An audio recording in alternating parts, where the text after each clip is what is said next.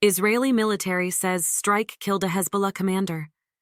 Israel's military said Monday it carried out an airstrike in southern Lebanon that killed a Hezbollah commander who had conducted multiple attacks targeting northern Israel. An Israeli military statement identified the commander as Ali Ahmad Hassin of Hezbollah's Radwan force. The militant group announced the death of one of its fighters by the same name without giving details about his death. Israel Defense Forces said the strike also killed 2 other people. Cross-border attacks by Israeli forces and Hezbollah militants have been common throughout Israel's 6-month-old war against Hezbollah ally Hamas in the Gaza Strip. Also Monday, the Israeli military said it carried out an airstrike in the Khan Younis area of southern Gaza in response to multiple rocket launches. Israeli officials announced Sunday the withdrawal of troops from Khan Younis. Israeli Defense Minister Yoav Gallant said forces were exiting and preparing for their next missions, which included a coming mission in the Rafah area. The war has driven more than half of Gaza's population to Rafah, an area located along the Gaza-Egypt border. The United States, United Nations, and others have warned of the potential for a humanitarian catastrophe if Israel carries out a major offensive in Rafah. Israeli officials have pledged to protect the civilians sheltering in the area, but have yet to give a detailed plan of where those civilians might safely go. Israeli Prime Minister Benjamin Netanyahu on Sunday marked 6 months since the war began and said Israel is close to achieving its goal of eliminating the Hamas terror group. "We are 1 step away from victory," he told his cabinet, "but the price we paid is painful and heartbreaking."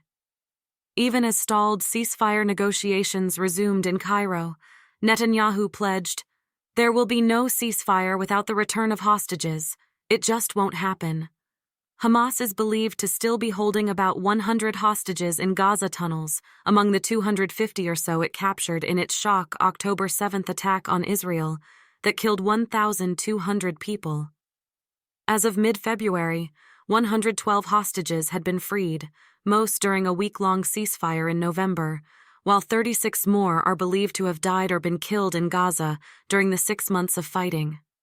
Gaza's Hamas-run health ministry says Israel's counter-offensive has killed more than 33,000 people, 2/3 of them women and children.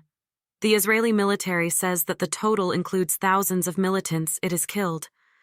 With the carnage mounting, Tedros Adhanom Ghebreyesus, Director General of the World Health Organization, appealed Sunday for an end to the war. He acknowledged the barbaric act of the initial Hamas attack, but said, "This atrocity does not justify the horrific ongoing bombardment, siege, and health system demolition by Israel in Gaza, killing, injuring, and starving hundreds of thousands of civilians, including aid workers. The deaths and grievous injuries of thousands of children in Gaza will remain a stain on all of humanity," he said on the X social media platform. "This assault on present and future generations must end." Attack on aid workers. World Central Kitchen founder Jose Andres renewed his call Sunday for an independent investigation into the Israeli airstrike that killed 7 of his group's aid workers last week. Israel has called the attack a tragic mistake, while dismissing 2 officers responsible for the strike and reprimanding others. In an interview on Yon, Andres thanked Israel for a quick investigation but added, "At the same time, I would say with something so complicated, the investigation should be much more deeper, and I would say that the perpetrator cannot be investigating himself." He said that Israel was targeting anything that seems to move and has been doing so for too long. "This doesn't seem like a war against terror. This doesn't seem any more like a war about defending Israel," he said. "It really, at this point, seems like a war against humanity itself." White House National Security spokesman John Kirby told John, "There's going to have to be some changes to the way the Israeli Defense Forces are prosecuting these operations in Gaza to make sure that the attack on aid workers doesn't happen again."